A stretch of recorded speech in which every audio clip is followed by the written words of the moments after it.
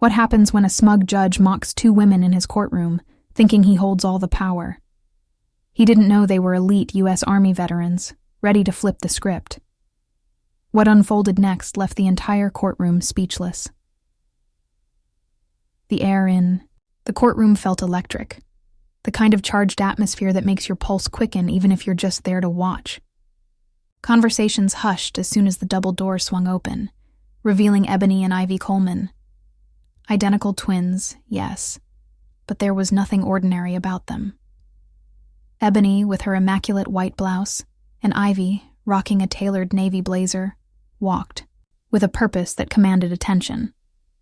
Every step of their heels echoed against the polished floor like a slow drum roll announcing their arrival. They weren't here to make a scene. At least, not intentionally. Their purpose was clear. To challenge an unjust eviction notice. Simple enough, right? But nothing about this courtroom, or the man sitting smugly at the plaintiff's table, suggested simplicity. The landlord, a balding man with a face carved into a perpetual sneer, leaned over to whisper something to his lawyer.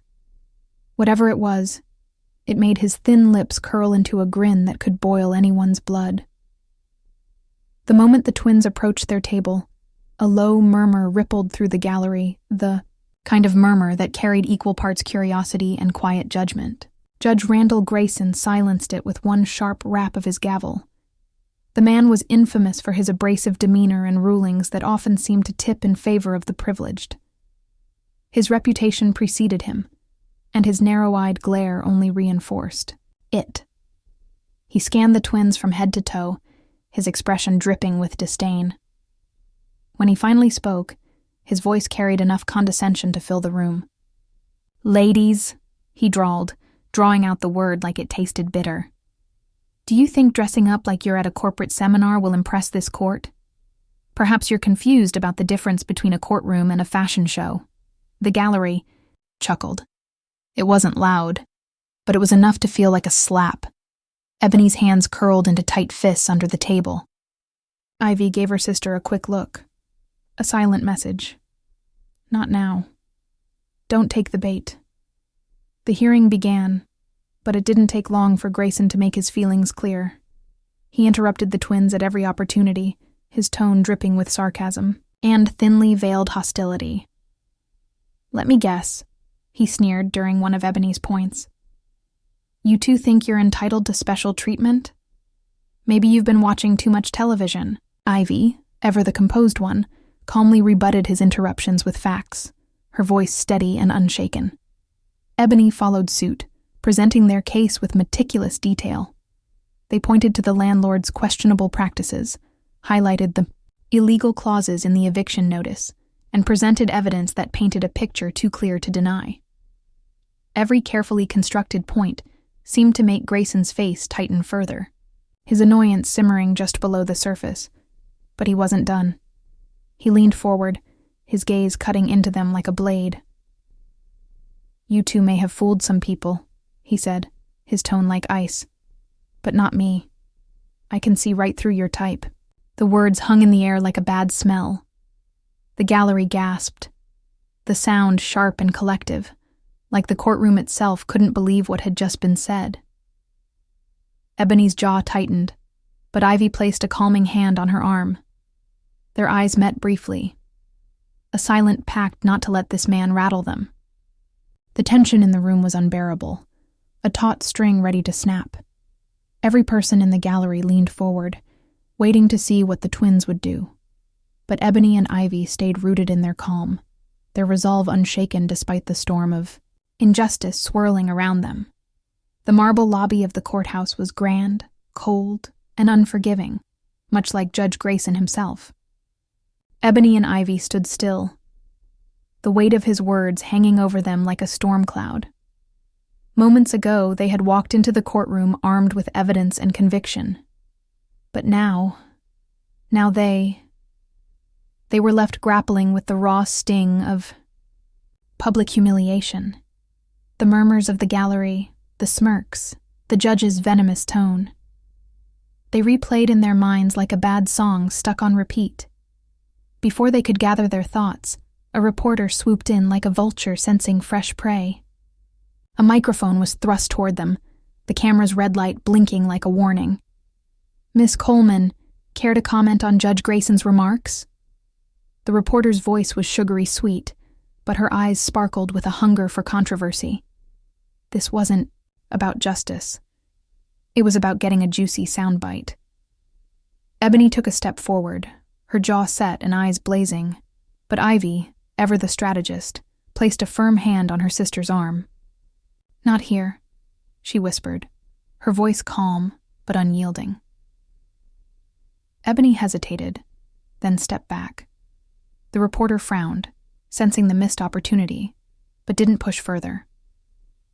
As the twins turned to leave, the sound of deliberate footsteps echoed behind them. They didn't have to look to know who it was. Judge Grayson's presence was unmistakable, a dark cloud that seemed to suck the air out of the room. Flanked by 2 security guards, he approached with the swagger of a man who believed he owned not just the courthouse, but the very idea of justice itself. Well, well," he drawled, his smirk cutting through the space between them. "Running away already? I thought you two had more backbone." Ebony stopped mid-stride and turned slowly, her expression unreadable.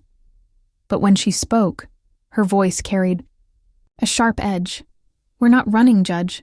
We're walking away, because this is beneath us." Grayson's smirk deepened, the kind that made you want to roll your eyes and throw a dictionary at him simultaneously. "Beneath you?" He paused for dramatic effect, his eyes narrowing. "I hope you're ready to lose." Ivy, who had been silent up until now, stepped forward. She wasn't just calm, she was ice. "We're not the ones losing, Judge. Your bias is on full display and it's embarrassing for you." For a split second, the mask slipped. His smirk faltered, replaced by something that looked suspiciously like fear. Or maybe anger.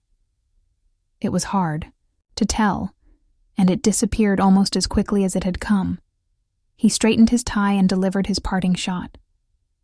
"Watch yourself, young lady. Disrespecting a judge doesn't end well." Ivy held his gaze, unflinching. "Neither does disrespecting justice." They didn't wait for a response. The twins turned and walked away, their heels clicking against the marble floor in perfect sync. But as they reached the courthouse steps, Ebony's composure cracked. "Who does he think he is?" she hissed, pacing near the curb. "He thinks he's untouchable, Ivy. He doesn't even know who we are." Ivy leaned against the car, her arms crossed, and watched her sister with a small, knowing smile. Finally, she spoke, her voice low and deliberate. "Then maybe it's time we remind him." Ebony stopped pacing, her frustration giving way to curiosity. "What are you thinking?" Ivy's smile widened, a mischievous glint in her eyes. "Oh, you'll see." The courtroom was electric with anticipation. Every seat was filled, and those who couldn't find a spot lined the back wall, craning their necks for a better view. The twins' first encounter with Judge Grayson had become the talk of the town, and the public was hungry for more.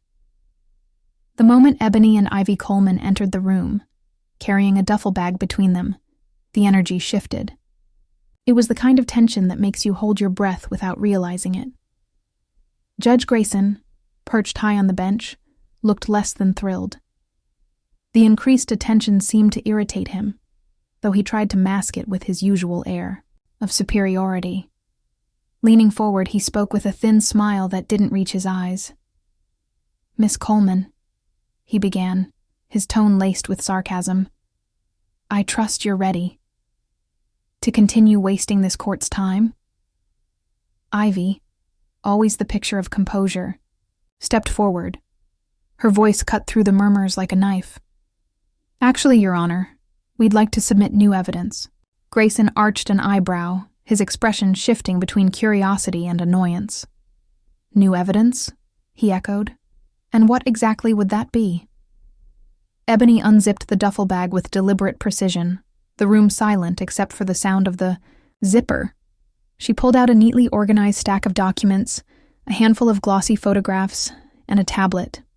"This," she said firmly, placing the items on the defense table. "And this." The gallery leaned forward in unison, eyes wide with curiosity. The court clerk approached, taking the tablet from Ebony and connecting it to the courtroom's projector. Seconds later, the screen at the front of the room came to life.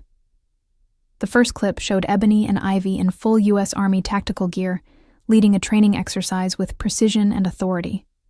The footage transitioned to images of the twins coordinating humanitarian missions in disaster zones, their uniforms covered in dust, but their resolve unshaken. Another clip showcased them instructing a group of soldiers in advanced combat techniques, their commands delivered with unwavering confidence. The room erupted into a wave of whispers. Even the landlord, who had been smugly observing the proceedings, seemed taken aback. Judge Grayson, however, was a different story. His face paled, and for a fleeting moment, the mask of control he so carefully maintained slipped. "You failed to do your homework, Judge," Ebony said, her voice cold and unrelenting. "We've served this country in ways you can't even imagine, and now we're serving justice, starting with you." The judge opened his mouth to respond, but before he could, Ivy stepped in, holding up a folder. "But that's not all," she said.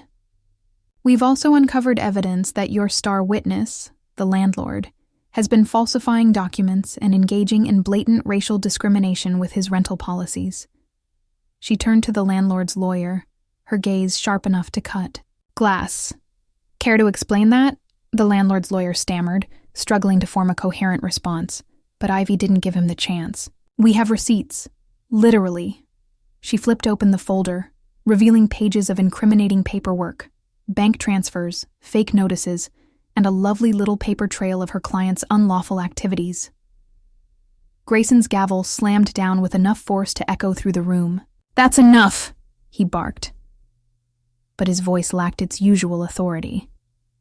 The gallery wasn't listening to him anymore. They were too busy buzzing with shock and outrage. The tension reached its peak, and the judge's next move was clear to everyone. In the room. Reluctantly, he announced his recusal from the case. It was a public admission of defeat, a blow to his carefully curated image. The landlord, meanwhile, was left stammering as the possibility of criminal charges loomed over him. When the twins finally walked out of the courthouse, the crowd outside erupted into cheers. Reporters swarmed, cameras flashing, but Ebony and Ivy ignored them, their focus unbroken as they reached their car. Ebony allowed herself a rare smirk. "He'll think twice before underestimating anyone again," she said, tossing the duffel bag into the trunk. Ivy smiled back, her eyes gleaming with quiet satisfaction.